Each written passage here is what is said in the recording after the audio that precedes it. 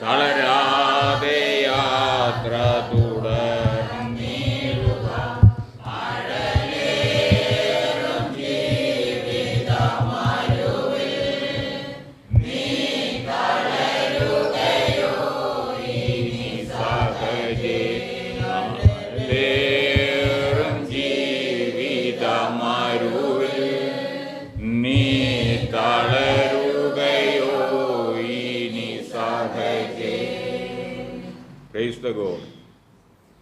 ദൈവത്തിന് സ്തോത്രം. എൻ്റെ മുഖം ഏറ്റെടുത്ത് എന്നോട് പഠിപ്പീൻ എന്ന് നമ്മെ ഉപദേശിച്ച നമ്മുടെ കർത്താവും രക്ഷിതാവും ദൈവപുത്രനുമായ യേശു ക്രിസ്തുവിൻ്റെ നിസ്തുല്യനാമത്തിൽ സ്നേഹവന്ദനം.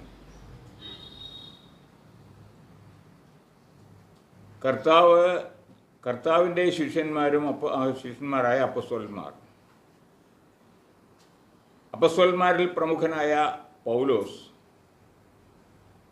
തിമോഥിയോസിന് ലേഖനം എഴുതുമ്പോൾ അതിൻ്റെ രണ്ടാമത്തെ ലേഖനത്തിൽ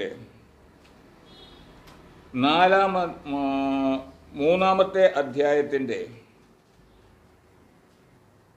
12 മുതലുള്ള വാക്യങ്ങൾ വായിക്കുമ്പോൾ അവിടെ നാം ഇങ്ങനെ കാണുന്നു: ക്രിസ്തു യേശുവിൽ ഭക്തിയോടെ ജീവിപ്പാൻ മനസ്സുള്ളവർക്ക് എല്ലാം ഉപദ്രവവും ഉണ്ടാകും. ദുഷ്ടമനുഷ്യരും മായാവികളും വഞ്ചിച്ചും വഞ്ചിക്കപ്പെട്ടുകൊണ്ടും മേൽക്കുമേൽ ദോഷത്തിൽ മുതിർന്നു വരും. നീയോ ഇന്നവരോട് പഠിച്ചു എന്ന് ഓർക്കുകയും ക്രിസ്തു യേശുവിലുള്ള വിശ്വാസത്താൽ നിന്നെ രക്ഷയ്ക്ക് ജ്ഞാനിയാക്കുവാൻ മതിയായ തിരുവെഴുത്തുകളെ ബാല്യം മുതൽ അറിയുകയും അഭ്യസനം അറിയുകയും ചെയ്യുന്നതുകൊണ്ട് നീ പഠിച്ചും നിശ്ചയം പ്രാപിക്കുന്നതും ഇരിക്കുന്നതിൽ നിലനിൽക്കാം. ആ വായിച്ചതിൻ്റെ അവസാനം വായിച്ച വാക്യം വീണ്ടും ഒന്നുകൂടെ വായിക്കാൻ ആഗ്രഹിക്കുന്നു. നീ പഠിച്ചും നിശ്ചയം പ്രാപിച്ചും ഇരിക്കുന്നതിൽ നിലനിൽക്കാം. പഠിച്ച് നിശ്ചയം പ്രാപിച്ചു എങ്കിൽ അതിൽ നിലനിൽക്കുക. ഇല്ലെങ്കിൽ നിശ്ചയം പ്രാപിക്കുന്നത് വരെ പഠിച്ചുകൊണ്ടിരിക്കുക. ഇതിൻ്റെ 1 തിമോഥിയോസ് 4-ാം അധ്യായത്തിൻ്റെ 13-ാമത്തെ വാക്യം നോക്കുമ്പോൾ അവിടെ ഇങ്ങനെ കാണുന്നു: വായന, പ്രബോധനം, ഉപദേശം എന്നിവയിൽ ശ്രദ്ധിച്ചിരിക്കുക. എന്തുകൊണ്ട് അങ്ങനെ പറഞ്ഞു? വായന, പ്രബോധനം, ഉപദേശം എന്നിവയിൽ എന്തുകൊണ്ട് ശ്രദ്ധിക്കാൻ അപ്പസ്തോലൻ പറഞ്ഞു? വായിച്ച് പഠിച്ച് നിശ്ചയം പ്രാപിച്ച് നിലനിൽക്കണം. വായിക്കാനൊന്നും ആർക്കും താല്പര്യമില്ലാത്ത കാര്യമാണ്. എല്ലാവരെയും മൊബൈലും തൊട്ടെടുത്തുകൊണ്ട് അങ്ങോട്ടും ഇങ്ങോട്ടും നീക്കി അതിൽ നിന്ന് പറയുന്നതും കേട്ടുകൊണ്ടിരിക്കും. വായിക്കാൻ മനസ്സില്ല. ബൈബിൾ സ്കൂളിലേക്കും അല്ലെങ്കിൽ സഭായോഗങ്ങൾക്കും കടന്നു പോകുന്ന ആൾക്കാരെ ശ്രദ്ധിച്ചാൽ ഇപ്പോൾ മനസ്സിലാകും, അവരുടെ കയ്യിൽ ഒന്നുമില്ല. പക്ഷെ സങ്കീർത്തനം വായിക്കാൻ പറയുമ്പോൾ എടുത്ത് വെച്ച് ഈ സാധനം ഇങ്ങനെ എടുത്തു വെച്ചുകൊണ്ട് അവരുടെ ഇങ്ങനെ നോക്കിക്കൊണ്ടിരിക്കും. അതാണ് വായന. വേദപുസ്തകം കൊണ്ടു നടക്കുന്നത് എന്താ അറപ്പാണോ അതോ നാണക്കേടാണോ അതോ ബുദ്ധിമുട്ടാണോ എന്നുള്ള അവസ്ഥയിലേക്ക് ലോകം മാറിക്കൊണ്ടിരിക്കുക. പക്ഷെ വേദപുസ്തകം നോക്കി വായിക്കണം. ഒരിക്കൽ ഒരു സഭയിൽ വെച്ചൊരു പാസ്റ്റർ പറഞ്ഞു, അത് പെന്തക്കോസ്തുകാരുടെ സഭയാണ്, അവിടെ പാസ്റ്റർ പറഞ്ഞു, വേദപുസ്തകം കണ്ടുവരാത്തവരാരും വായിക്കണം. ഈ മൊബൈലിൽ വെറ്റിലയിൽ ചുണ്ണാമ്പ് തേക്കും പോലെ തേച്ചുകൊണ്ടിരുന്നിട്ട് വായന ഇവിടെ വേണ്ട. വേദപുസ്തകം കയ്യിലെടുക്കാൻ മനസ്സില്ലാത്തവൻ ഇങ്ങോട്ട് വരണമെന്ന് എനിക്ക് താല്പര്യം. ജീവന്റെ പുസ്തകമാണ് വചനം. ഈ വചനത്തെ സ്നേഹിക്കാത്തവൻ ദൈവത്തെ സ്നേഹിക്കുന്നു എന്ന് പറയുന്നതിൽ ഒരർത്ഥവും. അങ്ങനെ ദൈവത്തെ സ്നേഹിക്കാൻ നിങ്ങൾക്ക് കഴിവും കെൽപ്പും പ്രാപ്തിയും ഉണ്ടാകണമെങ്കിൽ നിങ്ങൾ വചനം പഠിച്ചുകൊണ്ടേയിരിക്കുക. സാറ് അല്പം മുമ്പ് പറഞ്ഞപ്പോൾ പറഞ്ഞു, ഈ ദൈവമുൻപാകെ നിൽപ്പാൻ യോഗ്യതയില്ലാത്ത കുറേ പേരുടെ ലിസ്റ്റ് പറഞ്ഞു. ആ ലിസ്റ്റ് ലേവ്യ പുസ്തകത്തിലുണ്ട്. അവർ ആ 10-12 വിഭാഗത്തിൽപ്പെട്ട ആളുകളെ കുറിച്ചാണ് പറയുന്നത്. ആ 12 വിഭാഗത്തിൽപ്പെട്ട ആളുകൾ മാത്രമല്ല, അവരുടെ 10ാം തലമുറ പോലും യഹോവയുടെ സന്നിധിയിൽ പ്രവേശിക്കരുതെന്നാണ് പറയുന്നത്. 10ാം തലമുറയ്ക്ക് വരെ വെറുപ്പ് വച്ചിരിക്കുന്ന ഒരു പ്രത്യേക വിഭാഗം വചനത്തിൽ കൂടി ദൈവം നമ്മെ അറിയിക്കുന്നു. അത് പഴയ നിയമകാലത്താണ്. ആ പഴയ നിയമത്തിൽ അത് ഉണ്ടായിരുന്നു എന്ന് ഞാൻ പഠിക്കണമെങ്കിൽ ഞാൻ ഈ വചനം പഠിച്ചേ ഒക്കൂ. അതുകൊണ്ട് ഞാൻ പഠിക്കണം. അതുകൊണ്ടാണ് അപ്പോസ്തലനായ പൗലോസ് തിമോഥെയോസിനെ എഴുതുമ്പോൾ പറയുന്നത്, നീ പഠിച്ചും നിശ്ചയം പ്രാപിച്ചും ഇരിക്കുന്നതിൽ നിലനിൽക്ക. പഠിക്കണം. ദൈവവചനം കൃത്യമായി പഠിച്ചുകൊണ്ടേയിരിക്കണം. ദൈവവചനം പഠിക്കാതിരുന്നാൽ അതുകൊണ്ട് പ്രയോജനമില്ല എന്ന് നാം വളരെ വ്യക്തമായി മനസ്സിലാക്കിക്കൊണ്ടിരിക്കുന്നു. ദൈവം ഒരു ഭക്തനിൽ നിന്നും, അല്ലെങ്കിൽ ദൈവത്തിൻ്റെ മക്കളിൽ നിന്നും, അല്ലെങ്കിൽ ഒരു വിശ്വാസിയിൽ നിന്നും 3 കാര്യങ്ങൾ ആഗ്രഹിക്കുന്നുണ്ട്. 3 കാര്യങ്ങൾ ദൈവം ആഗ്രഹിക്കുന്നു. അതിൽ ഒന്നാമത്തെ കാര്യം, നീ ദൈവമുൻപാകെ ആയിരിക്കുന്നത് എങ്ങനെയായിരിക്കുന്നു എന്ന് നിനക്ക് ബോധ്യപ്പെടണമെങ്കിൽ നീ പഠിക്കുക.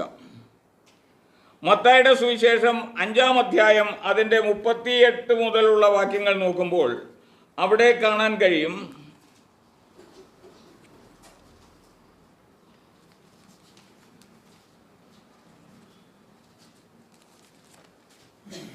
അഞ്ചിൻ്റെ 38 മുതലുള്ള വാക്യങ്ങൾ വായിക്കുമ്പോൾ, കണ്ണിന് പകരം കണ്ണ്, പല്ലിന് പകരം പല്ല് എന്ന് അരുളി ചെയ്തത് നിങ്ങൾ കേട്ടിട്ടുണ്ടല്ലോ. ഞാനോ നിങ്ങളോട് പറയുന്നത്, ദുഷ്ടനോട് എതിർക്കരുത്. നിന്നെ വലത്തെ ചെകിട്ടത്ത് അടിക്കുന്നവനെ മറ്റേതും തിരിച്ചു കാണിക്കുക.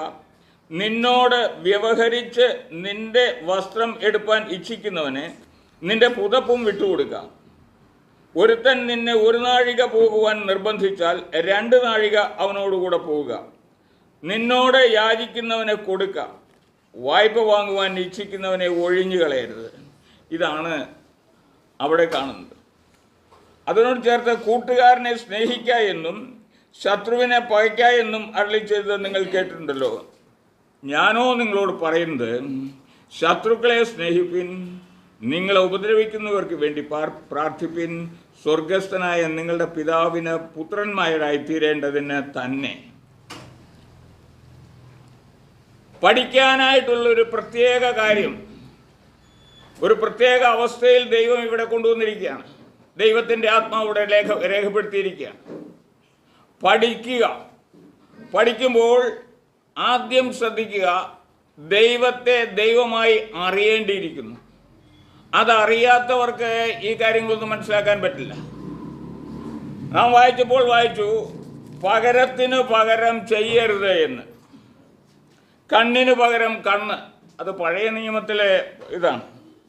കണ്ണിന് പകരം കണ്ണ്, പല്ലിന് പകരം പല്ല് എന്ന് അരുളി ചെയ്ത് നിങ്ങൾ കേട്ടിട്ടുണ്ടല്ലോ. ഞാനോ നിങ്ങളോട് പറയുന്നത്, ദുഷ്ടനോട് എതിർക്കരുത്. ദുഷ്ടനോട് എതിർക്കാൻ നമ്മൾ പോകരുത്. യാതൊരു കാരണവശാലും ദുഷ്ടനോട് എതിർക്കരുത്. ദുഷ്ടനോട് എതിർത്താൽ ബുദ്ധിമുട്ടുണ്ടാകും. പിന്നെ കർത്താവ് പറയുന്നു, നിന്റെ വലത്തെ ചെകിട്ടത്ത് അടിക്കുന്നവന് മറ്റേതും തിരിച്ചു കാണിക്കാം. നിന്നോട് വ്യവഹരിച്ച് നിന്റെ വസ്ത്രം എടുപ്പാൻ ഇച്ഛിക്കുന്നവന് നിന്റെ പുതപ്പും വിട്ടുകൊടുക്കുക.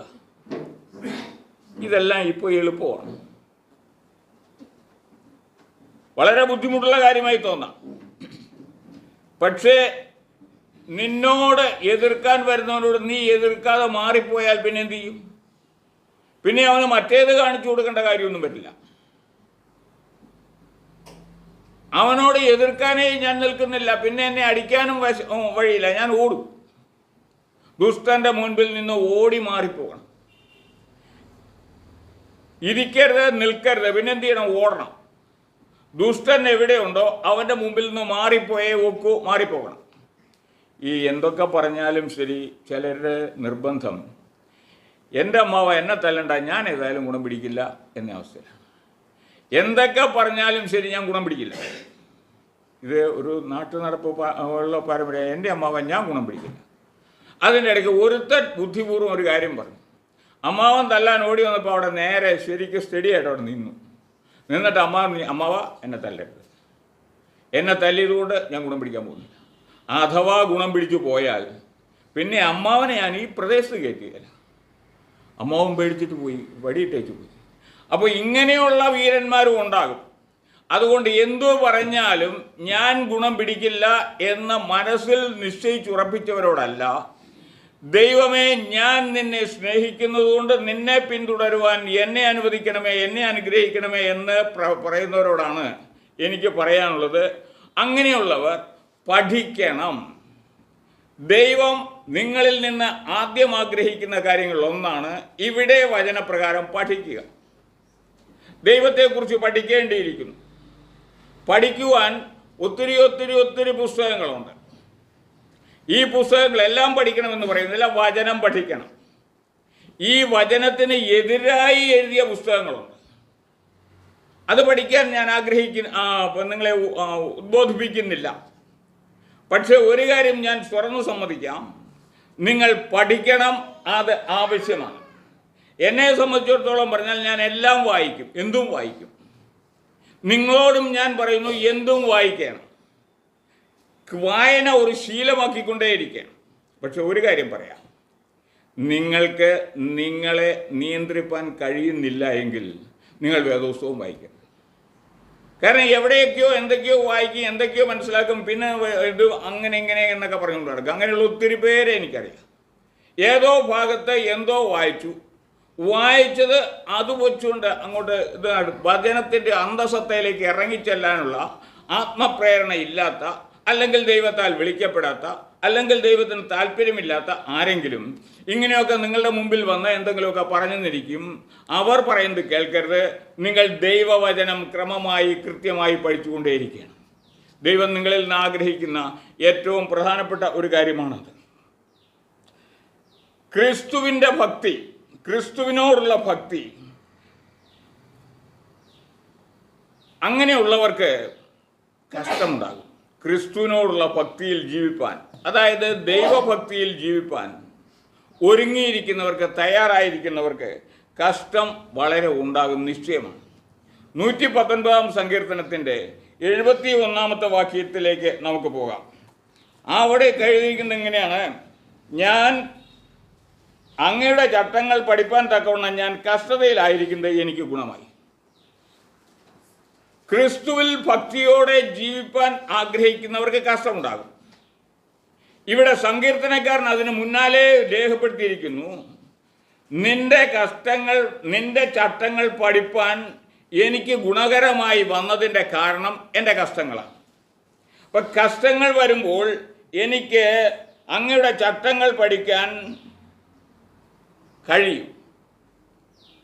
നിശ്ചയം പ്രാപിക്കുക. അടുത്ത നമ്മൾ പോകുന്നത് നിശ്ചയം പ്രാപിക്കുക എന്ന വിഷയത്തിലേക്കാണ്. പഠിക്കുക, നിശ്ചയം പ്രാപിക്കുക, ഉറച്ചു നിൽക്കുക. 3 വിഷയങ്ങൾ നിങ്ങളോട് പറഞ്ഞതിൽ പഠിക്കുക എന്നുള്ള കാര്യം. നമ്മളൊക്കെ കുഞ്ഞുങ്ങളെയൊക്കെ സ്കൂളിൽ വിടുമ്പോൾ എന്തൊക്കെ പ്രതീക്ഷകളോടെ അവരെ വിടുന്നത്? സ്കൂളിലേക്ക് വിടുന്നത് വളരെയേറെ പ്രതീക്ഷകളോടെ, ആശകളോടെ സ്കൂളിലേക്ക് വിടും.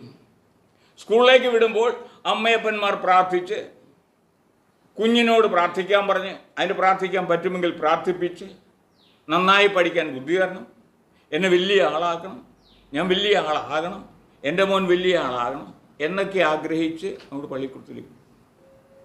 പള്ളിക്കൂടത്തിൽ ചെന്നാൽ LKG UKG 1ഉം 2ഉം ക്ലാസ്സുകളൊക്കെ അമ്മമാരുടെ മിടുക്കുകൊണ്ട് മക്കൾ ജയിച്ചു. എല്ലാം A+ ആയിരിക്കും. അങ്ങനെ ജയിക്കും അമ്മമാരുടെ മിടുക്കുണ്ട്. അപ്പനിത് ശ്രദ്ധിക്കാൻ സമയം കിട്ടുന്നില്ല. അയാൾ പോയി പണിയെടുത്തെങ്കിലേ കഞ്ഞി കുടിക്കാൻ ഒക്കുള്ളൂ. അതുകൊണ്ട് അമ്മയാണ് ഈ ചെറുപ്രായത്തിലെ വിദ്യാഭ്യാസം കൊടുക്കുന്നത്.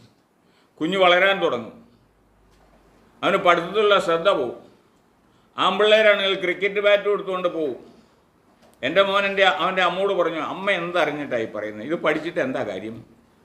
സച്ചിൻ തെണ്ടുൽക്കർ ഉണ്ടല്ലോ, അയാൾ 2 ഏക്കർ സ്ഥലത്താണ് കാറിട്ടിരിക്കുന്നത്, കാറുകൾ നിരത്തിയിട്ടിരിക്കുന്നത്, ക്രിക്കറ്റ് കളിച്ചിട്ടാണ്. ഞാൻ ഈ അടുത്ത ദിവസം ചോദിച്ചു, 2 ഏക്കർ വേണ്ട, ഒരെണ്ണമെങ്കിലും ഉണ്ടോടാ നിനക്ക്? ഞാൻ പഠിപ്പിക്കാൻ വിട്ടെടുത്ത് നീ പോയിരുന്നുവെങ്കിൽ ഇന്ന് നിനക്ക് എത്ര ശമ്പളം കിട്ടുമായിരുന്നു? ആ വഴിയിലേക്ക് ദൈവം നിന്നെ നയിച്ചതില്ലേ? നിനക്ക് ദൈവം തന്ന ചാൻസ് നീ മിസ്സാക്കി കളഞ്ഞു. ഇനി നീ ഒന്നും പറയണ്ട, കിട്ടുന്നതും വെച്ചുകൊണ്ട് അനുഭവിച്ചു.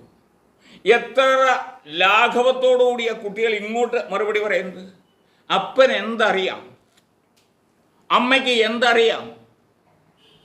അവരുടെ ഇളം പ്രായത്തിൻ്റെ ചോരത്തിളപ്പിൽ അവർ ഇത് തിളയ്ക്കുന്ന ആ പ്രായത്തിൻ്റെതായ ആ ഇതിൽ അവരുടെ ധാരണ അവരേക്കാൾ മിടുക്കൻ മറ്റാരുമില്ലെന്നാണ്. അവരെക്കാൾ മറ്റാരും ഇല്ല എന്ന് ധരിക്കുന്ന അവർ നമ്മെ ഇങ്ങോട്ട് പഠിപ്പിക്കാൻ ശ്രമിക്കും. ചില കുഞ്ഞുങ്ങൾ അങ്ങനെയും ചെയ്യാറുണ്ട്.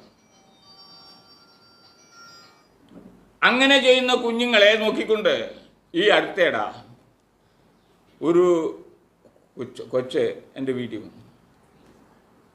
അവർ വന്നിട്ട് പറഞ്ഞു, ആ കുട്ടി വന്നിട്ടുണ്ടെന്ന് ഞാൻ ഹൈടെക് ഇൻഡസ്ട്രീസിൻ്റെ ചില ഉൽപ്പന്നങ്ങൾ പരിചയപ്പെടുത്താനായിട്ടാണ് ഞാൻ വന്നത്. അപ്പോൾ എനിക്കൊരു സംശയം തോന്നി, ഈ കൊച്ചിനെ എവിടെയോ കണ്ടിട്ടുണ്ടല്ലോ.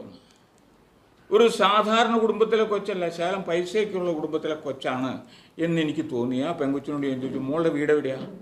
അവിടെ പറഞ്ഞാൽ എൻ്റെ വീട് പയ്യനത്താണ്. പയ്യനത്ത് ഇന്നയാളുടെ മോളല്ലേ? അതെ. എൻ്റെ മോളെ നീ എന്തിനായി ചുമടിഞ്ഞൊന്നും വന്നേ? അപ്പോൾ അതൊന്ന് ചിരിച്ചിട്ട് ഇത് വേണ്ടേ, എനിക്ക് ഹൈടെക്കിൻ്റെയും വേണ്ട ഒരു ടെക്കിൻ്റെയും വേണ്ട, കാരണം എൻ്റെ കയ്യിൽ കാശില്ല. എൻ്റെ മോന് ശമ്പളം കിട്ടുമ്പോൾ അതുകൊണ്ടൊന്ന് പലചരക്കടയിൽ അവൻ കൊടുത്തേക്കും, ഞങ്ങളിന്ന് സാധനം വാങ്ങിക്കും. അതിൻ്റെ ഇടയ്ക്ക് വേറെ ഇടയ്ക്ക് വാങ്ങിക്കാൻ എൻ്റെ കയ്യിൽ ഒരു പൈസയില്ല. പക്ഷെ നീ എന്തിനാണ് ഇത് ചെയ്യുന്നത്? അപ്പോൾ അത് കണ്ണു തുടച്ചു. പഠിക്കാൻ വിട്ടപ്പോൾ അന്ന് കലാസാഹിത്യത്തിൻ്റെ പുറകെ പോയി. കഞ്ഞി കുടിക്കാൻ കലാസാഹിത്യം ഉപയോഗപ്പെട്ടില്ല. അപ്പനും അമ്മയും പറഞ്ഞ വഴിക്ക് കൂടെ പോയില്ല. വലിയ സിനിമാ നടിയാകണമെന്നൊക്കെയായിരുന്നു ആഗ്രഹം. സിനിമയിലും പോകാനൊത്തില്ല, നടിയാകാനും ഒത്തില്ല, നഷ്ടപ്പെടേണ്ടതെല്ലാം നഷ്ടപ്പെടുകയും ചെയ്തു. ഇനിയിപ്പോൾ ജീവിക്കാൻ ഇതേ മാർഗമുള്ളൂ. ഈ മുളക് പൊടിയും മല്ലിപ്പൊടിയും ഇതൊന്നും ഒറിജിനലല്ല. ഇതുപോലുള്ള പിള്ളേർ ഇഷ്ടം പോലെ ഉണ്ട്, പഠിച്ചിട്ട് അമ്മയപ്പന്മാർ പറഞ്ഞിട്ട് ഗുണം പിടിക്കാതെ നടന്നതിൻ്റെ ഫലമായി വീട് കയറി ഇറങ്ങി നടക്കുന്ന ഇതുപോലുള്ള കുഞ്ഞുങ്ങൾ അനേകമുണ്ട്. നിങ്ങളുടെ മുമ്പിലും ഇതുപോലെ വന്ന് പെട്ടേക്കും. അവർക്കും ഇതുപോലൊരു പിൻകാലം ഉണ്ടായിരുന്നു എന്ന് മനസ്സിലാക്കിക്കൊള്ളണം. ഏതായാലും ശരി, അതല്ല ദൈവം നമ്മെക്കുറിച്ച് ആഗ്രഹിക്കുന്നത്. പഠിക്കുക. പഠിക്കാൻ പറ്റാത്തവന് വിശ്വാസിയായിട്ടിരിക്കാൻ സാധ്യമല്ല. ദൈവത്തെ സ്നേഹിക്കുന്നുവെങ്കിൽ പഠിക്കുക. പഠിച്ചാൽ മാത്രം പോരാ, നിശ്ചയം പ്രാപിക്കുക. വചനം പഠിക്കുമ്പോൾ അതിൻ്റെ അകത്ത് പലയിടത്തും പല വിധത്തിലുള്ള കാര്യങ്ങൾ പറഞ്ഞിട്ടുണ്ട്. പക്ഷേ രക്ഷയെക്കുറിച്ചാണ് ഇതിൻ്റെ അകത്തുള്ള പ്രധാനപ്പെട്ട പ്രതിപാദ്യ വിഷയം. വചനം പഠിക്കാൻ തുടങ്ങുമ്പോൾ ഒരു കാര്യം ചെയ്യണം. ദയവായി ദൈവമേ, ഈ വചനത്തിൽ കൂടി എന്നോട് സംസാരിക്കണമേ എന്ന് ദൈവത്തോട് പ്രാർത്ഥിക്കും. എനിക്കറിയാം, ഞാൻ ഇംഗ്ലീഷ് ലിറ്ററേച്ചറിൽ MA പഠിച്ചവരാണ്. ഷേക്സ്പിയറിൻ്റെ കൃതികളെല്ലാം സാഹിത്യം ഞാൻ പഠിച്ചതാണ്. എനിക്ക് വ്യാകരണത്തിലും ഗ്രാമറിലും അങ്ങനെയുള്ള കാര്യങ്ങളിലൊക്കെ പ്രത്യേക കഴിവുകളുണ്ട്. അങ്ങനെ ഞാൻ സമർത്ഥനാണ്, മിടുക്കനാണ്. എനിക്കിതെല്ലാം മനസ്സിലാക്കുക എന്നുള്ളത് നിസ്സാര കാര്യമാണ് എന്ന ചിന്താഗതിയോട് കൂടി വചനം പഠിക്കാൻ ആര് പോയാലും ശരി, അവർ പരാജയപ്പെടും. ആദ്യം ദൈവമുൻപാകെ ചെല്ലുമ്പോൾ താഴ്ത്തി കൊടുക്കുക. ദൈവമുൻപാകെ ഇതിനുള്ള ജ്ഞാനം എനിക്കില്ല ദൈവമേ. ഞാനൊരിക്കൽ ഒരാളോട് ചോദിച്ചു, നിങ്ങൾ വലിയ ജ്ഞാനിയൊക്കെയാണ് വേദപുസ്തകപ്രകാരം, സങ്കീർത്തന പുസ്തകം 150 അധ്യായമില്ലേ, അതിലെത്ര വാക്യങ്ങളുണ്ട്? അതിൽ ഒരു വാക്യം പോലെ ഒന്ന് എഴുതാൻ നിങ്ങളെ കൊണ്ട് പറ്റൂ? ഒരു വാക്യം. മനുഷ്യൻ നിങ്ങളെ കൊണ്ട് ആരെ കൊണ്ടും പറ്റില്ല. പക്ഷെ എഴുതി നോക്കും, ഒത്തൊന്നും പറ്റില്ല. അങ്ങനെയുള്ള പുസ്തകമാണ് സത്യവേദ പുസ്തകം എന്ന് പറഞ്ഞ് നാം കയ്യിൽ കൊണ്ടു കിടക്കുന്ന ഈ പുസ്തകം. ഈ വിശുദ്ധ ഗ്രന്ഥം കയ്യിലിരിക്കുമ്പോൾ അത് പഠിക്കുവാനുള്ള മനസ്സുണ്ടാകണം. ഇത് ദൈവത്തിൻ്റെ വചനമാണെന്ന ചിന്തയുണ്ടാകണം. ആ ചിന്തയോടുകൂടി ഇതിനോട് സമീപിക്കണം. അങ്ങനെ സമീപിക്കുമ്പോൾ ദൈവത്തിൻ്റെ വചനം നിങ്ങളുടെ ഉള്ളിലേക്ക് ഒഴുകിയെത്തുവാൻ വേണ്ടി ദൈവത്തിൻ്റെ പരിശുദ്ധാത്മാവ് നിങ്ങളിൽ പ്രവർത്തിപ്പാനിടയും. അങ്ങനെ ദൈവത്തിൻ്റെ പരിശുദ്ധാത്മാവ് നിങ്ങളിൽ പ്രവർത്തിച്ചിട്ട് ശ്രദ്ധയോടെ ഇത് വായിക്കുമ്പോൾ നിങ്ങൾക്ക് ഒത്തിരി കാര്യങ്ങൾ ദൈവം വെളിപ്പെടുത്തി തരും. ഇതിൽ കൂടി മറഞ്ഞിരിക്കുന്ന അനേക രഹസ്യങ്ങൾ നിങ്ങൾക്കിതിൽ കൂടി വെളിപ്പെട്ടു വരും. അതല്ലാതെ എവിടെയെങ്കിലുമൊക്കെ വായിച്ചു, സാറ് പറഞ്ഞപ്പോൾ പറഞ്ഞു 8ാം ക്ലാസ് പാസ്സായ ഉപദേശിയാണ്.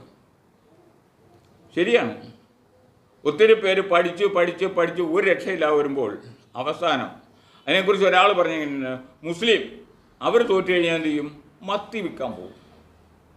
ക്രിസ്ത്യാനി തോറ്റു കഴിഞ്ഞാൽ എന്ത് ചെയ്യും? അവൻ ബൈബിൾ കോളേജിൽ പോകും. പിള്ളേർ ഇത് സ്വന്തം മനസ്സോടുകൂടിയല്ല പോകുന്നത്, നിവൃത്തിയില്ലാത്തത് കൊണ്ട്. ഹൈടെക്കിൻ്റെ അറക്കപ്പൊടിയും മല്ലിപ്പൊടിയും അങ്ങനെയുള്ള സാധനങ്ങളൊക്കെ പാക്ക് ചെയ്ത് വന്നിരിക്കുന്ന ആ പെൺകുട്ടിയുടെ ആ അവസ്ഥ, ആ അവസ്ഥയാണ് ഇവിടെ ചൂണ്ടിക്കാണിക്കുന്നത്. ഇതുപോലുള്ള ഒത്തിരി അനുഭവങ്ങളിൽ നിന്ന് ചൂണ്ടിക്കാണിക്കാൻ പറ്റും.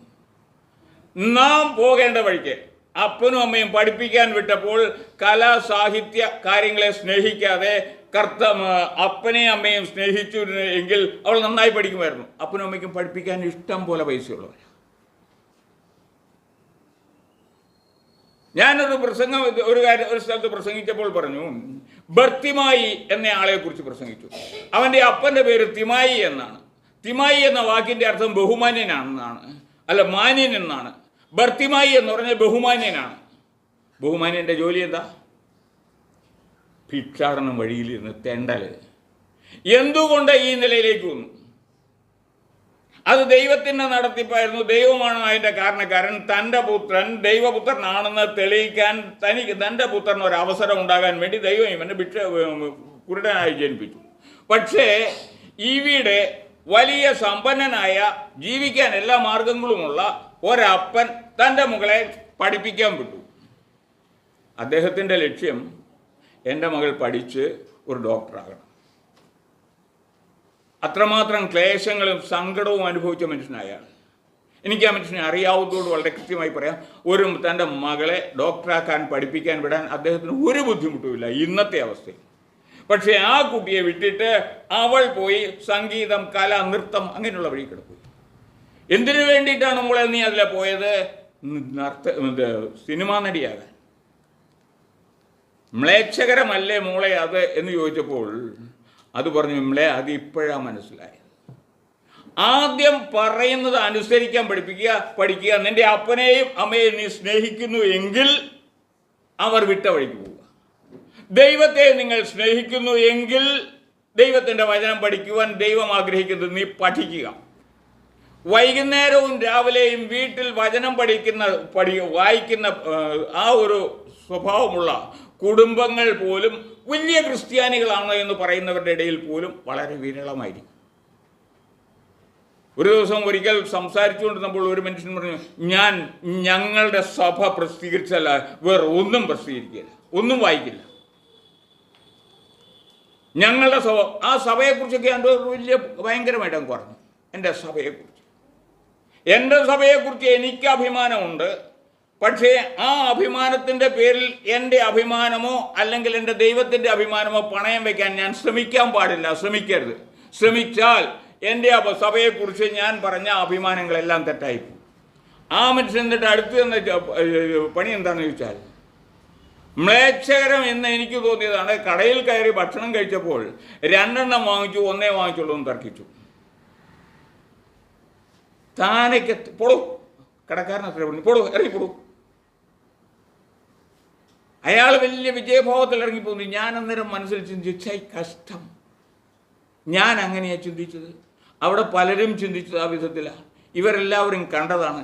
കടക്കാരൻ ഇയാൾ ഒരു വയസ്സായ ഉപദേശിയായി, ഇറങ്ങിപ്പോട്ടെ എന്ന് വെച്ചുകൊണ്ട് ഇറങ്ങിപ്പോടൂ എന്ന് മാത്രം പറഞ്ഞു. ഞാൻ പഠിച്ചു എങ്കിൽ മറ്റുള്ളവൻ സത്യസന്ധമായി ജീവിക്കണമെന്നുള്ളത് ദൈവവചനത്തിൻ്റെ കൃത്യമായ ആലോചനയാണ്. അതിന് പറ്റാത്തവൻ ഇറങ്ങിത്തിരിക്കരുത്. ഞാൻ എൻ്റെ സ്വഭാവം വലിപ്പം ഇതെല്ലാം കഴിഞ്ഞ് 2 ദിവസം കഴിഞ്ഞപ്പോൾ ഞാൻ പറഞ്ഞു, അന്ന് ചെയ്ത് മോശമായി പോയി കേട്ടോ, പറയാൻ പാടില്ലാത്തായിരുന്നു എനിക്ക് പെട്ടെന്ന് തോന്നി. എങ്കിലും ദൈവമേ കൂടിയിരിക്കണമേ എന്നൊരു പ്രാർത്ഥനയോട് കൂടിയിട്ട്, എന്താ ഞാൻ ചെയ്തത്? നിങ്ങൾ 2 വാങ്ങിക്കുന്നത് ഞാൻ കണ്ടതാണ്. എന്നിട്ട് ഒന്നിനു വേണ്ടി തർക്കിച്ചു. അയാളോ നിങ്ങൾ ഇത്രയും വയസ്സായ മനുഷ്യനാണെന്നും ഒരു സുവിശേഷകനാണെന്നുള്ള ഒരു മാന്യതയും കൂടാതെ നിങ്ങളെ പുറത്താക്കിയില്ലേ? അതുകൊണ്ട് സംഭവിച്ചത് എല്ലാ ഉപദേശിമാരും ഇത്തരക്കാരാണെന്നുള്ള ധാരണ മറ്റവരിൽ ഉണ്ടാക്കി. നീ പഠിക്കണം, ആദ്യം ദൈവത്തെക്കുറിച്ച് പഠിക്കണം, എന്നിട്ട് അതിൽ ഉറച്ചു നിൽക്കണം. പഠിച്ച് നിശ്ചയം പ്രാപിച്ചതിൽ ഉറച്ചു നിൽക്കണം. ശമരിയക്കാരി ആ സ്ത്രീയെക്കുറിച്ച് നമ്മളെല്ലാം കേട്ടിട്ടുണ്ട്. ശമരിയക്കാരത്തി വെള്ളം കോരാൻ ചെന്നു. ആ ഭാഗം നമുക്കൊന്ന് വായിക്കാം. യോഹന്നാൻ്റെ സുവിശേഷം 4-ാം അധ്യായത്തിലാണ് അത് കാണുന്നത്. ശമരിയക്കാരി സ്ത്രീ വെള്ളം കോരാൻ പോയത്. ഒന്നെടുത്ത് വായിക്കാം.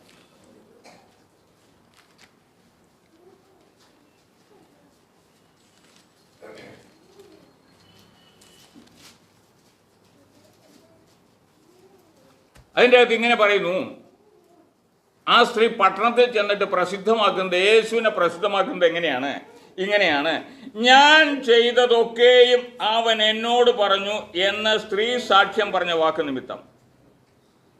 സ്ത്രീ പോയി പറഞ്ഞതെന്താ? ഞാൻ ചെയ്തതൊക്കെയും എന്നോട് പറഞ്ഞ മനുഷ്യനെ ഒന്ന് കാൺമീൻ.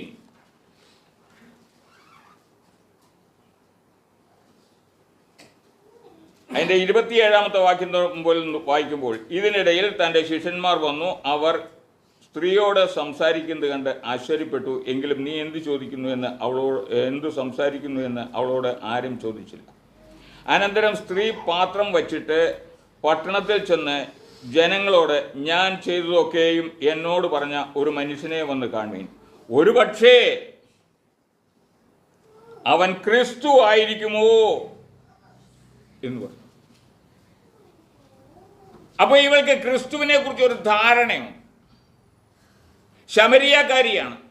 ശമര്യർക്കും യഹൂദന്മാർക്കും തമ്മിൽ യാതൊരു ബന്ധവുമില്ല. ഇങ്ങനെയുള്ള കാണാതെ പോയ ആടിനോട് ക്രിസ്തു സംസാരിച്ചുകൊണ്ടിരിക്കുമ്പോൾ അവൻ്റെ ശിഷ്യന്മാർക്ക് ഒരല്പം എന്നാലും നീരസം പോലത്തെ ഒരു അഭിപ്രായ വ്യത്യാസം അല്ലെങ്കിൽ ഒരു ചിന്തയുണ്ട്. ഈ ചിന്തയോട് കൂടിയിട്ടാണ് അവരവിടെ അവരുടെ യേശുവിൻ്റെ അടുത്ത് ചെയ്യുന്നത്. പക്ഷേ അവളോടൊന്നും ചോദിച്ചില്ല, ശമരിയക്കാരിയോടൊന്നും ചോദിച്ചില്ല, കർത്താവിനോടൊന്നും പറഞ്ഞില്ല. അവൾ വെള്ളം കോരാൻ കൊണ്ടുവന്ന പാത്രം അവിടെ വെച്ചിട്ട് പട്ടണത്തിലേക്ക് ഓടിച്ചെന്നിട്ട് പറഞ്ഞു, ഞാൻ ചെയ്തതൊക്കെയും എന്നോട് പറഞ്ഞ മനുഷ്യനെ വന്ന് കാൺമീൻ. ഒരുപക്ഷെ അവൻ ക്രിസ്തു ആയിരിക്കുമോ എന്ന് ഞാൻ സംശയിക്കുന്നു. ഈ സംശയം അവളുടെ ഉള്ളിൽ ഉണ്ടാകാൻ കാരണം അവൾ പറഞ്ഞതെല്ലാം അവളോട് പറഞ്ഞു എന്നുള്ള ഒറ്റ കാരണം കൊണ്ടാണ്.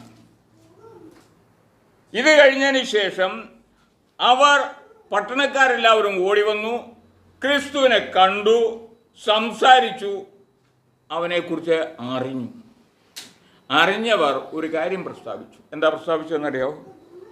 ഇനി നിന്റെ വാക്കുകൊണ്ടല്ല ഞങ്ങൾ വിശ്വസിക്കുന്നത്, ഞങ്ങൾ തന്നെ കേൾക്കുകയും അവൻ സാക്ഷാൽ ലോകരക്ഷിതാവ് എന്ന് അറിയുകയും ചെയ്തിരിക്കുന്നു എന്ന് സ്ത്രീയോട് പറഞ്ഞു. ആ സ്ത്രീയോട് പട്ടണത്തിലെ പുരുഷന്മാർ വീണ്ടും പറഞ്ഞത് ഇങ്ങനെയാണ്, ഇനി നീ പറഞ്ഞതുകൊണ്ടല്ല ഞാൻ അവനെ വിശ്വസിക്കുന്നത്, ഞാൻ ചെയ്തതൊക്കെയും എന്നോട് പറഞ്ഞ ഒരു മനുഷ്യനെ വന്ന് കാണുവീൻ. ഒരുപക്ഷെ അവൻ ക്രിസ്തു ആയിരിക്കുമോ? അതവളുടെ സംശയം. പക്ഷെ വന്ന് കണ്ടവർ എന്തു സാക്ഷ്യം പറഞ്ഞു? ഇനി നീ പറയുന്നതുകൊണ്ടല്ല, നീ ചെയ്തതൊക്കെയും നിന്നോട് പറഞ്ഞ മനുഷ്യനെ അല്ല ഞങ്ങളിനി കാണുന്നത് ലോകരക്ഷിതാവായ ക്രിസ്തുവിനെയാണ്. അത് നിന്റെ വാക്കുകൊണ്ടല്ല, ഞങ്ങൾ നേരിട്ട് കണ്ട് അറിഞ്ഞതുകൊണ്ട്. ഈ ക്രിസ്തുവിനെ തൊട്ടറിയണം, കണ്ടറിയണം, കേട്ടു പഠിക്കണം. യോഹന്നാൻ്റെ 1 യോഹന്നാൻ 1-ാം അധ്യായത്തിൻ്റെ 1-2 വാക്യങ്ങൾ വായിക്കുമ്പോൾ അവിടെ ചില കാര്യങ്ങൾ പറഞ്ഞിട്ടുണ്ട്. 1 യോഹന്നാൻ 1-ാം അധ്യായം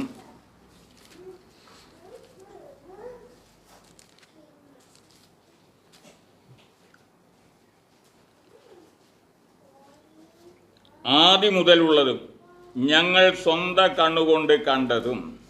ഞങ്ങൾ കണ്ടു, സ്വന്തം കണ്ണ്, എൻ്റെ കണ്ണുകൊണ്ട് ഞാൻ കണ്ടു. 2 ഞങ്ങൾ നോക്കിയതും ഞങ്ങളുടെ കൈ തൊട്ടതും ആയ ജീവൻ്റെ വചനം സംബന്ധിച്ച് ഞങ്ങൾ കണ്ടു, ഞങ്ങൾ നോക്കി, ഞങ്ങളുടെ കൈ തൊട്ടു. അങ്ങനെയുള്ള ജീവൻ്റെ വചനം സംബന്ധിച്ച് ജീവൻ പ്രത്യക്ഷമായി ഞങ്ങൾ കണ്ടു സാക്ഷീകരിക്കുകയും പിതാവിനോട് കൂടെ ഇരുന്ന് ഞങ്ങൾക്ക് പ്രത്യക്ഷനായ നിത്യജീവനെ നിങ്ങളോട് അറിയിക്കുകയും ചെയ്യുന്നു. ഞങ്ങൾ കണ്ടു, ഞങ്ങൾ തൊട്ടു, ഞങ്ങൾ രുചിച്ചറിഞ്ഞു. ഇത് ചെയ്യണമെങ്കിൽ പഠിക്കണം. ദാനിയേലിൻ്റെ പ്രവചനത്തിലേക്ക് ചെല്ലുമ്പോൾ അവിടെ ഒരു അറിവിൻ്റെ പ്രത്യേകത പറയുന്നുണ്ട്. ശദ്രക്ക്, മേശക്ക്, അബേദ്നെഗോ അവരെ തീയിലേക്ക് ഇട്ടു.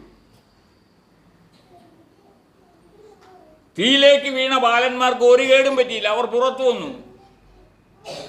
മറ്റുള്ളവർ നോക്കിയപ്പോൾ അവരുടെ വസ്ത്രത്തിന്റെ തൊങ്ങൽ പോലും കരിഞ്ഞിട്ടില്ല. എത്ര ശ്രദ്ധയോടെയാണ് ലോകം നോക്കുന്നതെന്ന് ശ്രദ്ധിക്കുക.